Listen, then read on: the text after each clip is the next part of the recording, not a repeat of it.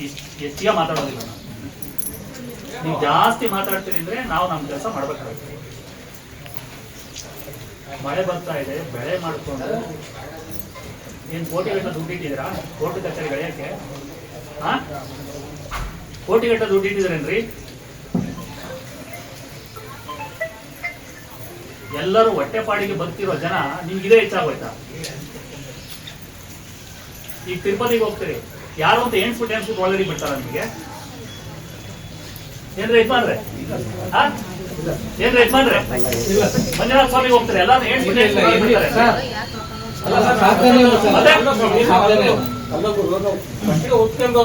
ಮತ್ತೆ ಮುಂಚೆ ಹಾಗಾಗಿ ಅರ್ಥ ಆಯ್ತಲ್ಲ, ಅದಕ್ಕೆ ಹೇಳ್ತಾ ಇರೋದು, ನಾವಿಬ್ರು ಏನಕ್ಕೆ ಬಂದಿದ್ದೀವಿ ಅಂತ ಹೇಳಿದ್ರೆ ಗಂಭೀರತೆ ಅರ್ಥ ಮಾಡ್ಕೊಳ್ಬೇಕು. ನೀವು ಇದೇ ರೀತಿ ಏನೋ ಮುಂದೆ ಮುಂದುವರ್ಸ್ಕೊಂಡು ಹೋದ್ರೆ ನಾವಂತೂ ಸುಮ್ಮನೆ ಅಂತ ಕುದುರಕ್ ಆಗೋದಿಲ್ಲ. ನಮ್ಮ ಮಾಡೋದಕ್ಕೆ, ಅಭಿವೃದ್ಧಿ ಕೆಲಸ ಮಾಡೋದಕ್ಕೆ, ಇನ್ನು ಒಳ್ಳೆ ಕೆಲಸ ಮಾಡೋದಕ್ಕೆ 100 ಕೆಲಸಗಳಿದಾವೆ ನಮಗೆ. ಇದೇ ಕೆಲಸ ಮಾಡ್ಕೊಂಡು ಕೂತ್ಕೊಳ್ಳೋಣ ನಾವು.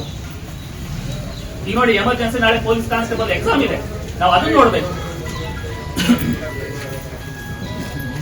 ಅನ್ನ ಮಾರ್ಗ ನೋಡ್ರಿ ಅಂತ ಹೇಳಿದ್ರೆ ಬರೀ ನೀವೆಲ್ಲ ಈ ಕೆಲಸಗಳು ಮಾಡ್ಕೊಂತ ಇದ್ರೆ ಊರಿನಲ್ಲಿ ಅವ್ರು ಯಾರಿದ್ದಾರೆ ಕಿಡಿಗೇಡಿ ಬಿಟ್ಟು ಅವ್ರನ್ನಂತೂ ಬಿಡಬೇಡಿ. ಸರಿಯಾದ ಪಾಠ ಆಗ್ಬೇಕು.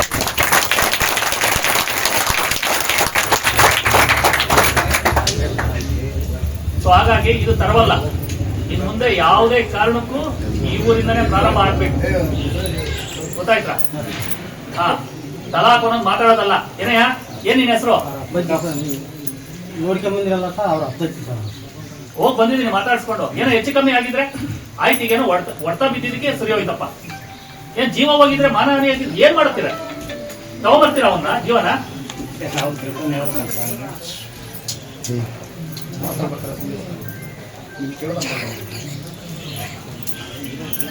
ಹಾಗಾಗಿ ಇದೇ ಕೊನೆ.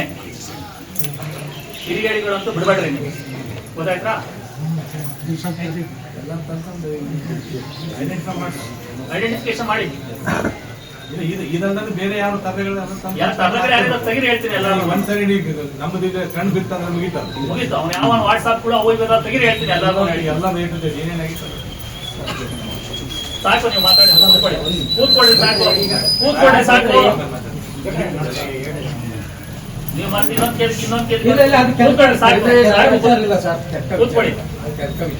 ಎಲ್ಲರೂ ಅವಕಾಶ ಕೊಟ್ಟಿದೆ, ಎಲ್ಲರೂ ಅವಕಾಶ ಕೊಟ್ಟಿದೆ. ನನ್ನ ಕೇಳಿದ್ರೆ ನಾಳೆ ಆಗ್ಬೋದು, ಈ ಕ್ಷಣದಿಂದ ಆಗ್ಬೋದು. ಈ ಊರಲ್ಲಿ ಏನಾದ್ರು ಕಂಪ್ಲೇಂಟ್ ಬಂದ್ರು ನಾನಂತೂ ಸುಮ್ಮನೆ ಇರೋದಿಲ್ಲ. ನಾನು ಮಾಡೋದಕ್ಕೆ 100 ಕೆಲಸ ಇದೆ, ಒಳ್ಳೆ ಕೆಲಸಗಳು. ನನಗೆ ಸಿಟ್ಟು ಬಂದಿದೆ. ನಾನು ಈ ಊರಿಗೆ ಬಂದು ಸ್ಕೂಲ್ ಎಷ್ಟು ಚಂದ ಕಟ್ಸಿದಿರಿ ಅಂತ ಹೇಳಿ ಸ್ಕೂಲ್ ನೋಡ್ಕೊಂಡು ಹೋಗಿದ್ದೀನಿ. ಈ ಸ್ಕೂಲ್ ನಾ ಮಾದರಿ ಮಾಡ್ಬೇಕು ಅಂತ ಹೇಳಿ ನಾನು ಬೇರೆಯವ್ರಿಗೆಲ್ಲ ಹೇಳ್ಕೊಂಡು ಬರ್ತಾ ಇದ್ದೀನಿ. ಅಂತ ಕೆಲ್ಸಗಳು ಬಿಟ್ಬಿಟ್ಟು ಸ್ಮಶಾನಕ್ಕೆ ಅಡ್ಡ ಹಾಕ್ದೆ, ದೇವಸ್ಥಾನಕ್ಕೆ ಅಡ್ಡ ಹಾಕ್ದೆ, ದಾರಿಗೆ ಅಡ್ಡ ಹಾಕ್ದೆ. ಏನ್ ಇದೇ ಕೆಲಸ ನಾವು ಮಾಡಕ್ಕಿರೋದು?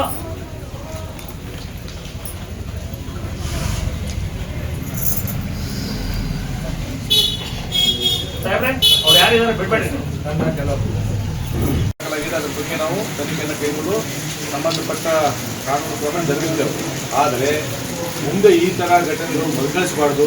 ಅದೇ ರೀತಿ ಎಲ್ಲ ನಮ್ಮ ಜಿಲ್ಲಾಡಳಿತ ಜೊತೆ ಇದೆ. ಯಾವುದೇ ಕಾರಣಕ್ಕೂ ಅನ್ನೆಸೆಸರಿಯಾಗಿ ಊಹಾಪೋಹಗಳಿಗೆ ಮತ್ತು ಒಂದಿಷ್ಟು ಕಿಡಿಗೇಡಿಗಳು ಇದನ್ನೇ ಒಂದು ಅಡ್ವಾಂಟೇಜ್ ಮಾಡ್ಕೊಂಡ್ಬಿಟ್ಟು ಬೇರೆ ಥರ ಅದಕ್ಕೆ ರೂಪ ಕೊಡೋಕ್ಕೆ ಟ್ರೈ ಮಾಡ್ತಿರ್ತಾರೆ. ಅದಕ್ಕೆ ಯಾವುದು ಕಿವಿಗೊಡಬೇಡಿ. ಯಾಕಂದರೆ ಇಲ್ಲಿರೋರು ನೀವು, ಆಯಿತಾ? ಗೌರ್ಮೆಂಟಿಗೆ ನೀವು ಇರ್ತಾರೆ ತಾನೇ, ಇಲ್ಲಿ ಗ್ರಾಮ ತಿರುಗಬೇಕು ತಾನೇ. ಇಲ್ಲ ಅಧಿಕಾರಿಗಳು ಬರ್ತಾರೆ, ಒಂದೊಂದು ವರ್ಷ ಇರ್ತಾರೆ, ಹೋಗ್ತಾರೆ. ಬಟ್ ಏನಂದರೆ ಗ್ರಾಮದಲ್ಲಿ ಶಾಂತಿ ಸುವ್ಯವಸ್ಥೆ ನೆಲೆಸುವಿಕೆಯಲ್ಲಿ ನಿಮ್ಮ ಸರ್ಕಾರ ಭಾಳ ಇಂಪಾರ್ಟೆಂಟ್. ನಾವೆಲ್ಲರೂ ಒಂದೇ, ಆಯಿತಾ? ಸಂವಿಧಾನದಲ್ಲೇ ಎಲ್ಲ ಹೇಳ್ಬಿಟ್ಟಿದೆ.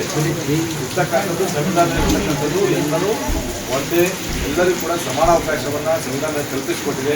ಆ ನಿಟ್ಟಿನಲ್ಲಿ ನೀವೆಲ್ಲರೂ ಸಹಕರಿಸಬೇಕು. ಅನ್ನೆಸೆಸರಿಯಾಗಿ ಯಾವುದೋ ಒಂದು ಮಾತು ತಿಳ್ಕೊಂಡ್ಬಿಟ್ಟು ಯಾವುದೋ ಇದು ತಿಳ್ಕೊಂಡು ಸಮಾಜದಲ್ಲಿ ಹೊಡಿತಕ್ಕಂಥ ಕೆಲಸ ಮಾಡಿ ಓಡಿಸ್ತಕ್ಕಂಥ ಕೆಲಸ ಅಂತೇಳಿ ಇವತ್ತಿನ ತಂದಿದ್ದೇವೆ.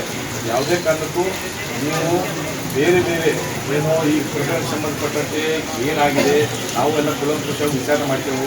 ಹೆಂಗೆ ಸ್ಟಾರ್ಟ್ ಆಯಿತು, ಯಾರು ಏನೇನು ಮಾಡಿದರು, ಯಾರ್ಯಾರು ಏನೇನು ಕಾನೂನು ಕೈಗೆತ್ತಿಕೊಂಡಿರ್ತಾರೆ, ಎಲ್ಲ ರೀತಿಯನ್ನು ತನಿಖೆ ಮಾಡಿ ನಾವು ಕ್ರಮ ತಗೊಳ್ತೇವೆ. ಅರ್ಥ ಆಯ್ತಾ? ಏನಾದ್ರು ಸಮಸ್ಯೆಗಳಿದ್ರೆ ಏನಾದರೂ ಹೇಳಿ ನಮ್ಮ ನೀತಿ ಸಭೆ ನಾವು ಪರಿಹರಿಸಕ್ಕೆ ಇದು ಮಾಡ್ತಾ ಆಯ್ತಾ? ಇವತ್ತಿನ ಸಭೆ ನಾವು ತಂದಿದ್ದ ಉದ್ದೇಶ ಅಂತಂದರೆ ಇವತ್ತು ಬಂದಿದ್ದೆವು ಏನಾಗಿದೆ ಅಂತ ಹೇಳಿ ಪ್ರಾಥಮಿಕವಾಗಿ ಏನಾಗಿದೆ ಅಂತ ತಿಳ್ಕೊಂಡು ಮುಂದಿನ ದಿನಗಳಲ್ಲಿ ಈ ಥರ ಘಟನೆಗಳು ಮರುಕಳದಂತೆ ಏನು ಮುಂಜಾಗ್ರತಾ ಕ್ರಮಗಳು ಕೈಗೊಳ್ಳಬೇಕು ಅಂತ ಹೇಳಿ ವಿಚಾರ ಮಾಡಕ್ಕೆ ಬಂದಿದೆ ಅಂತ ಆಯ್ತಾ? ಏನಾದರೂ ಸಮಸ್ಯೆ ಇದ್ರೆ ಅವ್ರು ಹೇಳ್ತಾ ಇರಿ, ನಾನು ಆಮೇಲೆ ಮಾತಾಡ್ತೀನಿ ಆಯ್ತಾ?